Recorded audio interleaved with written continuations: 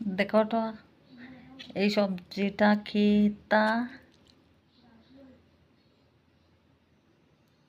দেখো কাঁঠাল বীজ এইটা আমি রান্না করছি বাঁশকরিল ফয়লা মুসুর ডাল আর বাঁশকরিল সিদ্ধ করছি এরপরে এর মধ্যে দিছি শীতল মরিচ এরপরে পেঁয়াজ রসুন লবণ দিয়া এটা আমি রান্না করছি।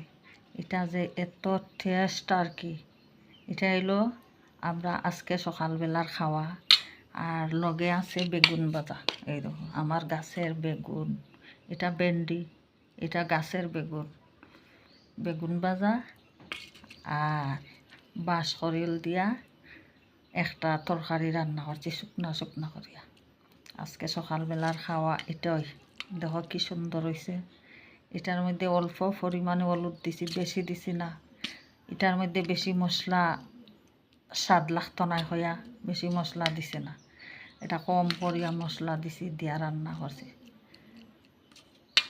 কীরকম হয়েছে আমার রান্নাটা?